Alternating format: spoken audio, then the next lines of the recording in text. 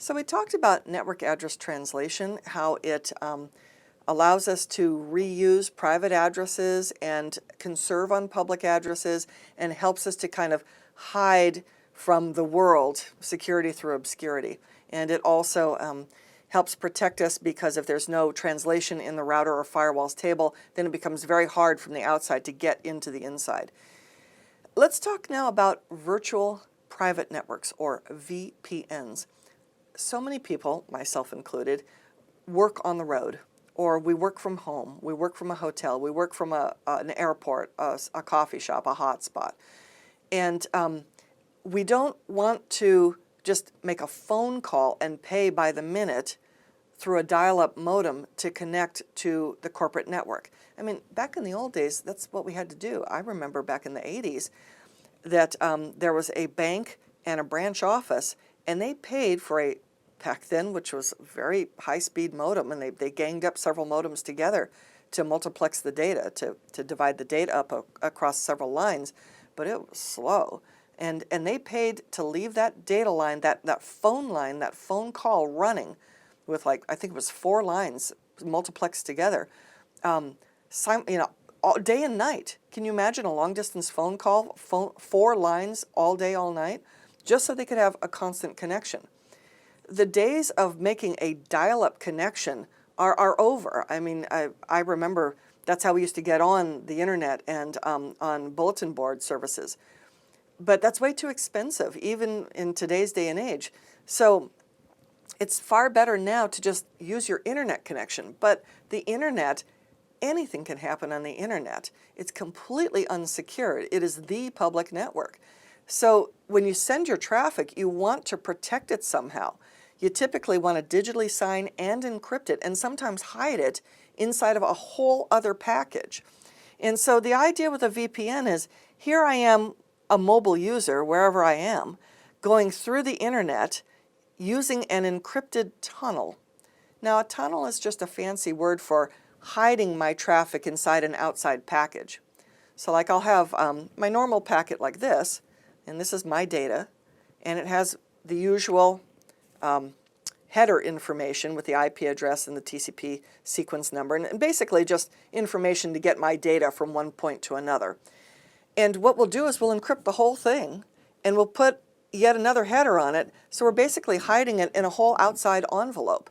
And this is the concept of an encrypted tunnel. I mean, you're not actually driving through a tunnel, you're basically hiding a packet inside of another packet and sending it across an open network.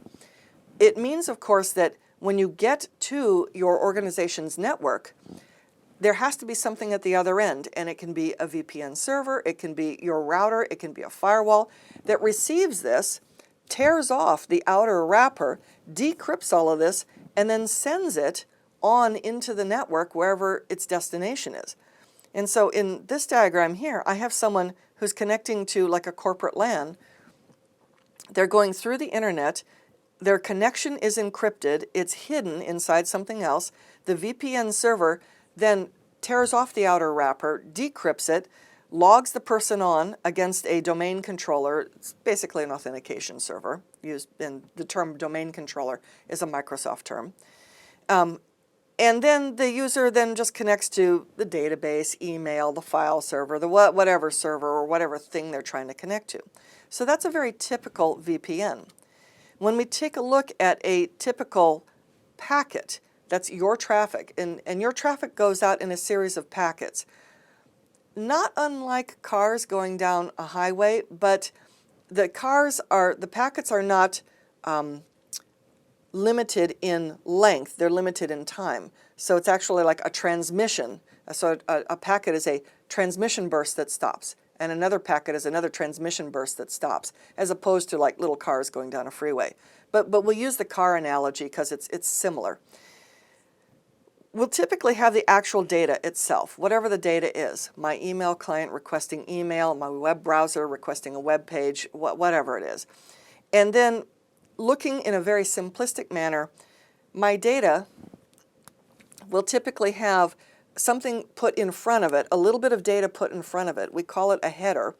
And in most connections, not all, and it's beyond the scope of this class to get too deep into networking, but you should be aware from a security perspective, in most cases we use a protocol called TCP, and TCP sets up the connection and it makes sure no pieces get lost and retransmits if it needs to, and it tells both sides to speed up or slow down, or actually provides a mechanism for the two sides to tell each other they can speed up or slow down. And that information is stored in the TCP header right here. And then this TCP header basically says what piece of this data is this in a long data stream. So this is packet number 1, number 2, number 3. In front of that then is another little header, the IP header, which basically has the address. Where's this thing headed and where's it coming from? And so the IP header is what the routers use to decide, okay, send it this way, send it that way, send it this way, send it that way. So here's your typical unencrypted data packet right here. And there are more headers. There's a header for whatever the media is, like an Ethernet header, frame relay header, or whatever. But I'm looking just kind of in general in terms of a VPN. Now, what will happen when you create a VPN is usually you encrypt the data payload so that you can't really see what's inside anymore. And you will typically digitally sign either or both the TCP header and the IP header. Some VPN protocols don't digitally sign, like PPTP. Some do, like IPsec and L2TP. This is a basic VPN packet, or you can get fancier and you can encrypt the data and the TCP header and the IP header, digitally signing one or either. You put on a whole other protocol header for the VPN and a whole new IP header. In other words, you're hiding your old packet inside a whole new package. And everything inside, including the destination and everything, is all encrypted. So nobody knows what is the final destination of this thing. Now, like I said, when all this makes it to the VPN server is going to tear off the VPN header and the outside IP header, decrypt everything, so that you're back to this. So here's like a simple view of a VPN packet, or of a packet in a VPN. Here is a little fancier view, which typically is what happens. And all of this is torn off when we finally get to the end.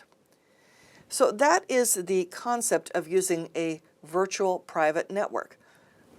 As an IS auditor, it's up to you to see, okay, are they even using VPNs? And what protocol are they using, and how strong is their encryption, and how strong is their authentication?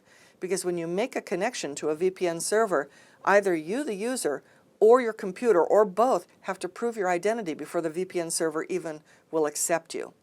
And then you also have to look around and go, okay, is anything sneaking in that shouldn't be in there? Because even VPN protocols have their own weaknesses, and VPN servers, depending upon the product and the implementation, have their own weaknesses. So when you do a vulnerability scan, you can scan your VPN server to see, is it doing things it shouldn't be doing? Does it have excessive ports open that it shouldn't have open?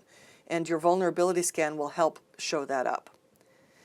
So the next thing we're going to talk about now is the vulnerabilities of a phone system, both voice over IP and a traditional phone.